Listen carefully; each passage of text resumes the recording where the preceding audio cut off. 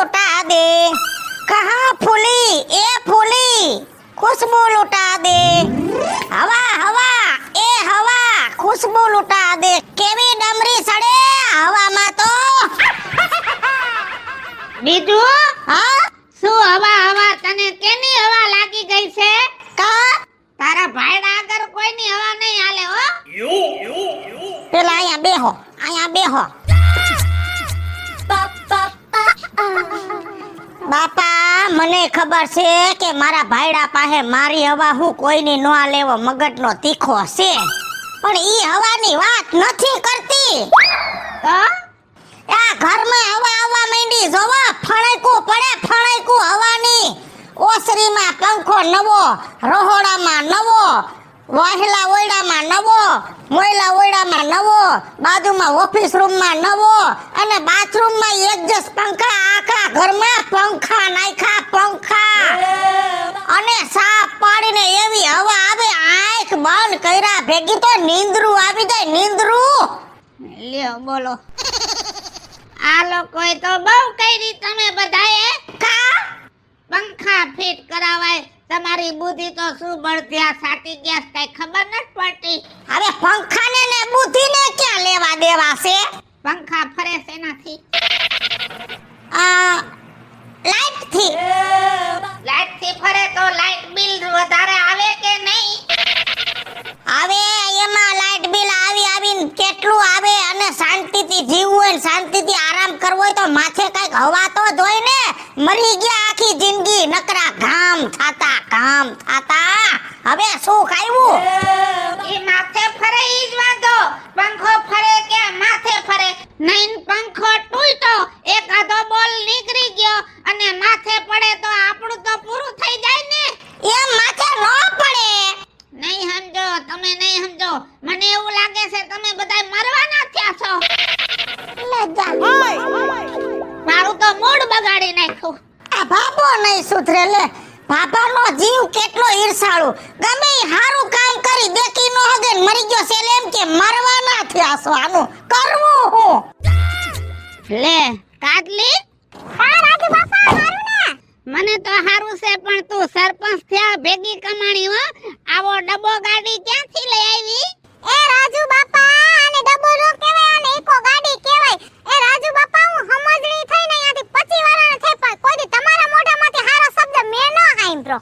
હા બેટા મારો જીવ ભાગ્યો છે ને તો હાસુ કહેવાય જાય છે પણ તું સરપંચ થઈશો ને તો હું રાજી સૌ લે. એ રાજુ બાપા તમે આમ રાજી રહેતા હોય તો હારું જ કહેવાય ને અને આમ નામ જો આપણા ગામના આશીર્વાદ મારી ઉપર રહે ને બધાયના તો હું ધારાસભ્યોને ફોર્મ ભરીશ અને એમાં ચૂંટાઈ જઈશ ને તો મંત્રી બની જાય તો તમારે કોક દી કહેવા થાય કે હું કાડલીના ગામનો માણસ છું. ઈ વાત હાસી પણ બેટા આ ડબ્બો તે લીધો ને ઈ મને ન ગમ્યો. આમાં પેટ્રોલ કેટલું ભરે?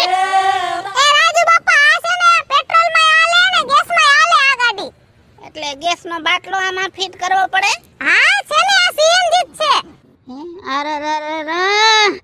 તો જીવના જોખમ બાપા જીવના જોખમ. આ નો કરાય નહીં તું ગાડી ક્યાંક લઈને જાતી હોય અને ગેસનો બાટલો ફાટ્યો હોય તો તારા રામ રામ બોલી જાય ને. મને એમ છે કે નક્કી તમે બધાય મરવાના થયા છો. આ ડોહો કોઈ દી હારું નથી બોલતો એના મોઢામાંથી લ્યો.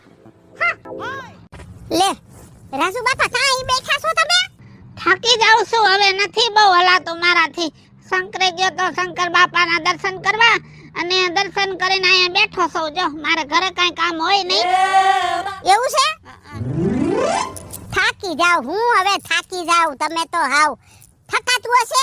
જો આ અમે થાકીએ જરાય ક્યાંથી છે ને હાલીને આવી જો થાકેલી દેખાવ છું તમને હું. તે નક્કી તારા કેટલા વર્ષ થયા?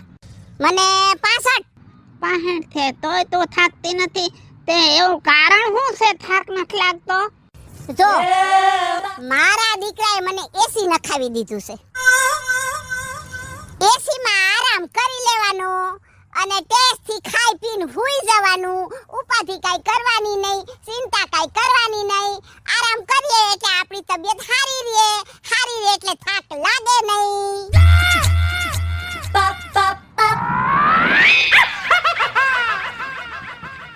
આમાં ક્યાં એસી નખાયું છે?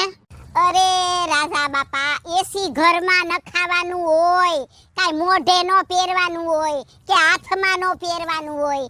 એસી ની હવા ટાઢી ટાઢી આવે એટલે નીંદર આવી જાય, નીંદર આવે એટલે થાક નો લાગે.